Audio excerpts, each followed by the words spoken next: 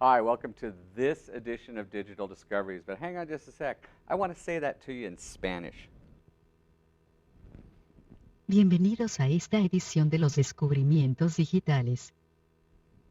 How did I do that? Well, actually, I'm using a translation software, and that's what this episode of Digital Discoveries is all about. We're going to be talking about some different translation software that are available, and specifically for iPads. And the reason we were talking about iPads is because a lot of teachers are now using iPads in our district.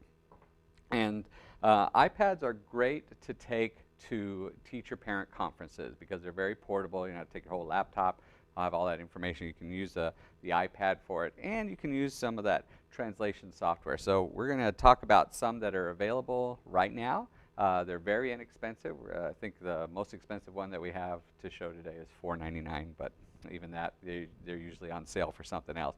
So we're going to boot up my little programs here. The first one that we're going to look at today is from Google, and it's called Google Translate, and it's just called Translate. And so I'm going to, if you go to the App Store and you click on Translate, you'll find the Google Translate, and it's absolutely free.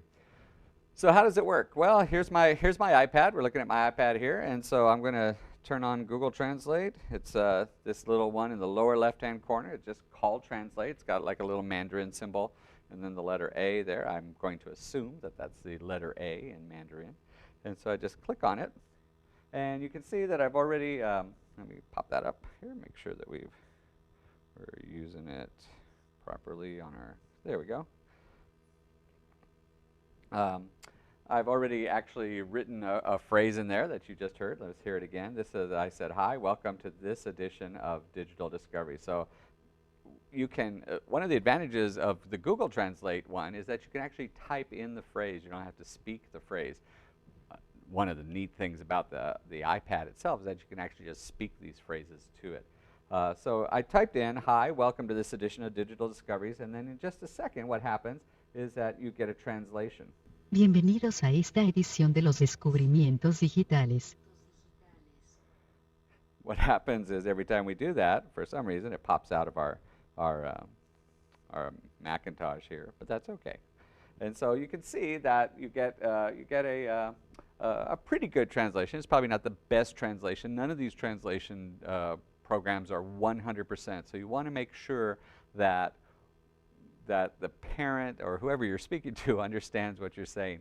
If you say something with one of these and you get a giggle, then, or somebody starts laughing, or they do something like that, then maybe the translation wasn't so good and you want to rephrase it somehow.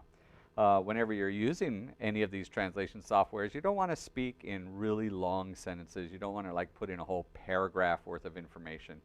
Use short phrases that can be rapidly translated. So let's try one here. We're just going to use the phrase here. I'm going to speak to it in English, and it's going to translate back in Spanish. So all I have to do here is, you can see that big thing up there on the top. It says English. I'm going to click there, and it says you can actually pick all different kinds of languages there. So okay, so I'm going to click on the little microphone on the upper right-hand corner, and it's going to ask me to say something. Your son needs to work on his algebra homework. Maybe I shouldn't press cancel. Let me try that again. Your son needs to work on his algebra homework. Now, what's neat about this is that you can actually see whether or not the translation software understood what you said, because it'll actually put in text what you just said. So you can see there it says my son, or your son needs to work on his algebra homework. Then right there it's written in Spanish. And so if you want to actually hear the phrase, you want to speak the phrase, you just hit the little microphone button. Su hijo necesita trabajar en su tarea de álgebra. So you can hear that it actually speaks it back. And so we have to pop back out there. We'll keep losing that. So let's try another phrase. Let's see. And it actually works backwards too. So you can actually carry on a conversation with a parent. Again, you want to make sure that when the parent is speaking, that they understand to use short phrases, and you can actually tell them in the translator to use short phrases. When you're using this software, please use very short sentences.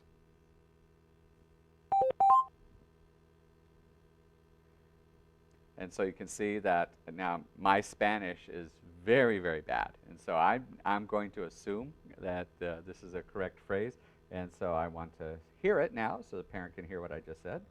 Cuando usted está utilizando este software, por favor usar frases muy cortas.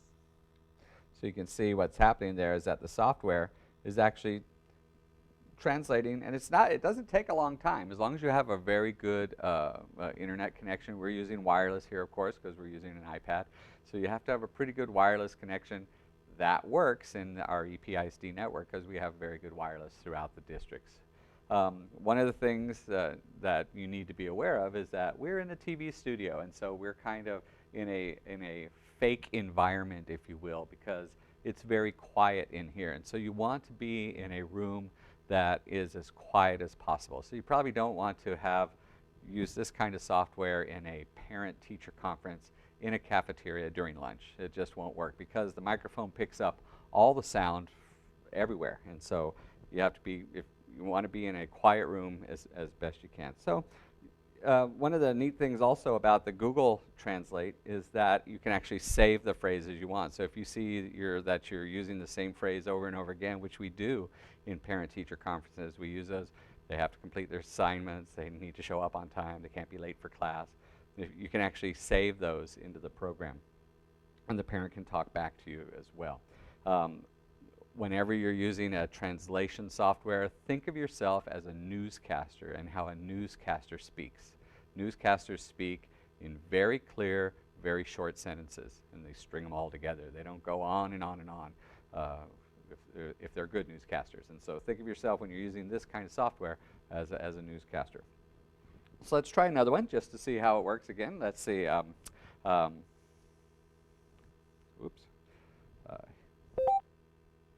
Your son needs to make sure that he shows up on time every day in class.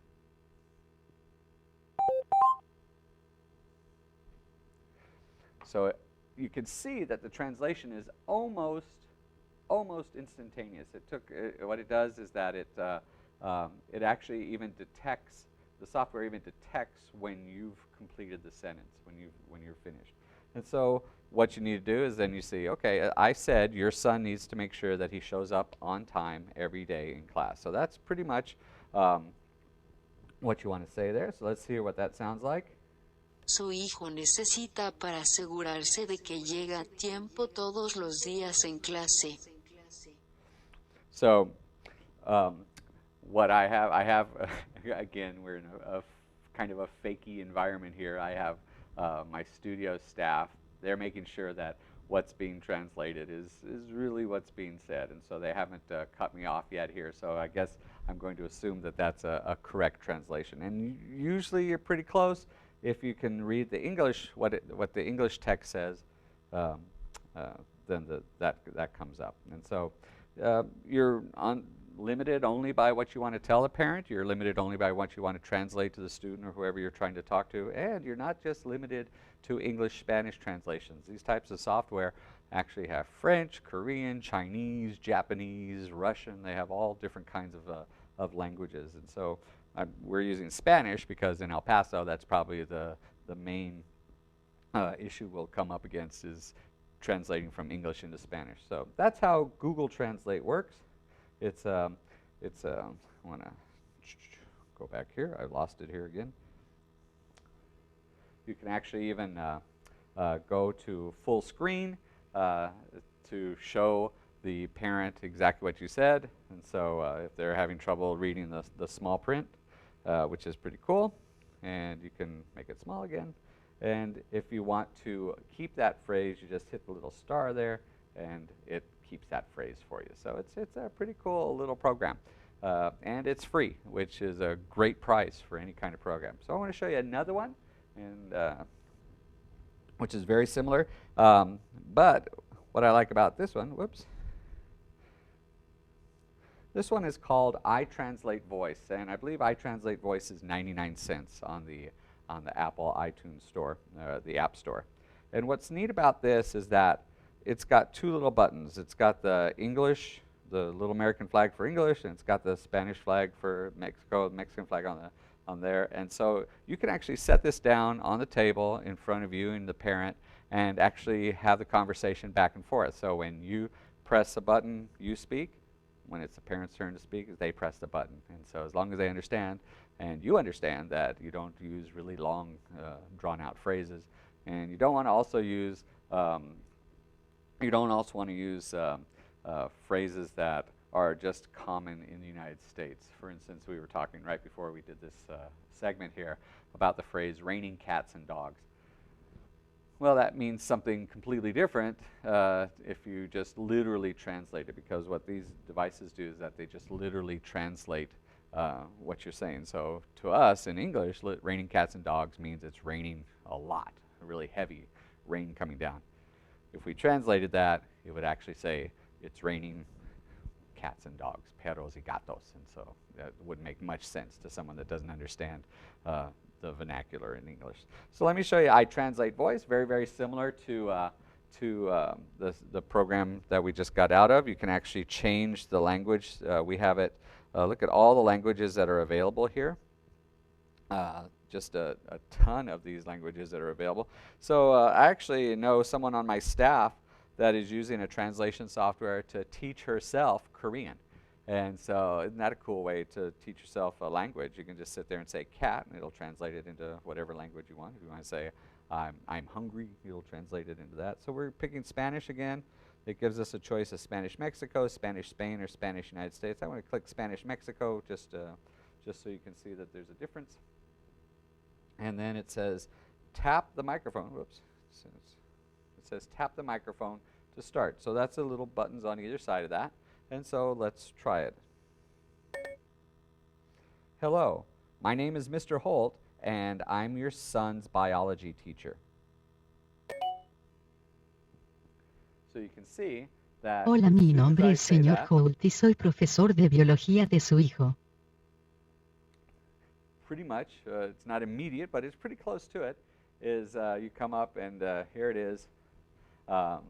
It comes up and says, hello, my name is Mr. Holt, and I'm your son's biology teacher. And so that's kind of there to give you an idea whether it heard what you were saying and it heard it correctly. Your son currently has an 86 in our class. Let's